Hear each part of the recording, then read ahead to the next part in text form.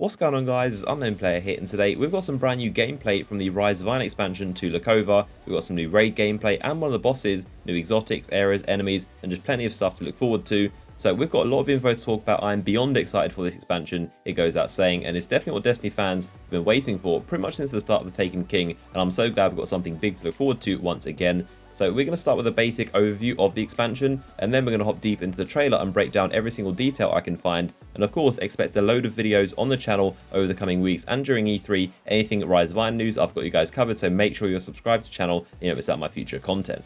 So simply put, Rise of Iron is the fall expansion for Destiny, launching on September the 20th. It's almost as big as the Taken King. It's a little bit smaller, but it's a lot bigger than the House of Wolves and the Dark Below. Because of that, it costs $30 or £25, and it's only launching on the PS4 and Xbox One, which is a pretty bold decision, but it's only going to be launching on those next-gen platforms, and Destiny from now on will only have new content on those platforms. They're not going to be developing on what they call legacy platforms, being the PS3 and the 360. I'm guessing they're moving on from now, and I guess the systems are too old, so Destiny is now moving on. It is unfortunate, but Destiny will no longer be launching stuff on the old gen systems. So let's hop into the trailer and see every single detail we can find. It's a very awesome one, definitely a lot of hype. We can see an opening scene of Saladin with his helmet removed, which is pretty awesome. You can see his face for the first time, and he's with his pack of wolves. Now, unfortunately, these guys won't be in the game. They don't affect the gameplay. They're simply for promotional purposes, I guess. They're like Lord Saladin's personal pack of wolves. They're his pets, basically, so won't have them in-game. They're not like our allies or anything, not companions. We won't get to see them mauling enemies. So what they do go on to attack is this new breed of Fallen emerging through the wall. These are called the Devil Splices, and this area is actually called the Plague Lands, which is a new area in Old Russia.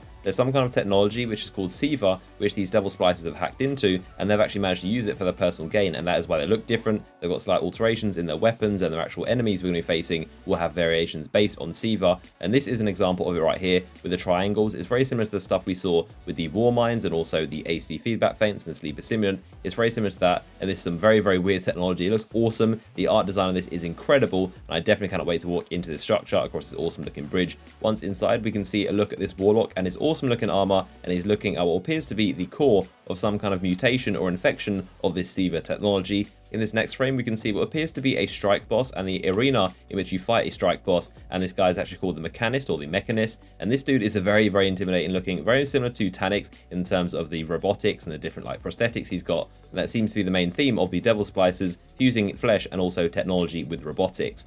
Looking at these dregs really makes me wish you could just like slide kick into them and knock their legs over. They don't seem very stable. It's a very odd looking enemy, but it seems like you could just like kind of swing some massive pole and just knock them all down. They don't look very stable, but of course they're the lowest tier of enemies, not going to be too great, and they're about to be destroyed by Lord Saladin in probably one of the most epic scenes I've seen in Destiny. He summons this massive battle axe out of nowhere, it sets on fire, and he basically starts swinging it around, and him and his wolves are about to charge and destroy these dregs. It looks awesome, definitely a very cool scene, and that's when the music starts to ramp up, and here we get some more cinematic shots. This might appear to be the actual beginning of where you actually set down a patrol on the Plague Lands. You can see the actual flag of the city, which is where every single patrol area starts, and that's of course where you push out and start to face lots of enemies. We can then see a guardian in the actual brand new social space, and this is called the Mausoleum. This is located in Felwinter's Peak, which is atop a mountain, and this is a place where the Iron Lords are basically commemorated, and it's a massive kind of shrine or temple to them. We're actually going to have to fight against enemies and reclaim this social space for ourselves, and Felwinter's Peak is going to be a hostile environment, and once we take it back and kill all the enemies, we can assume we're going to interact with vendors and actually do stuff there.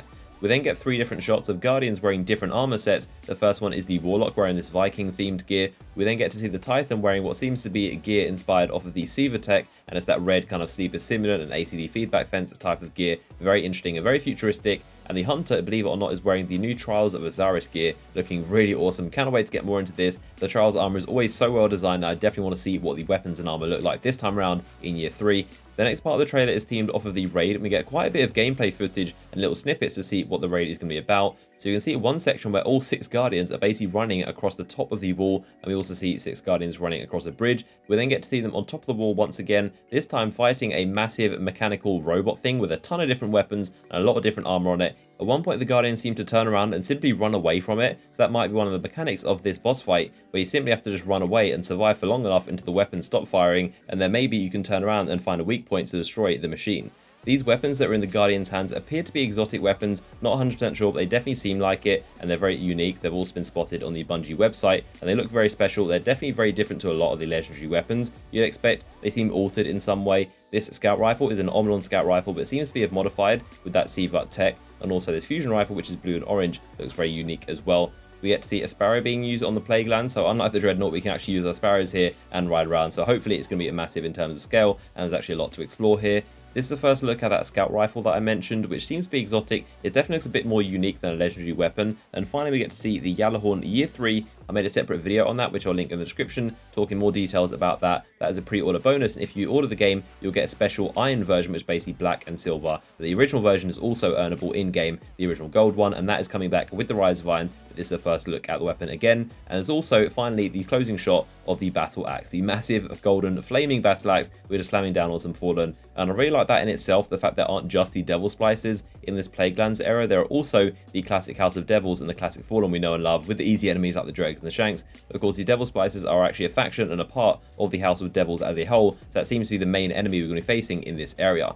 So that's been a complete look at the brand new Rise of Iron trailer and every single detail I could pick out of it. Hope you guys did enjoy it. Of course, there's a lot more detail and so much more info I can go into, which I will definitely do in separate videos. We're going to have loads of videos on the channel talking in depth about lots of different aspects of Rise of Iron. So look forward to those videos. Make sure you are subscribed so you don't miss out. Drop a like rating on this video if you enjoyed it and if you're hyped for Rise of Iron, and of course leave those comments down below. I want to see everything you're thinking right now of this expansion and everything you're hoping for, and of course your speculation about this expansion as well. So I hope you guys have enjoyed the video, and I'll see you guys in the next one.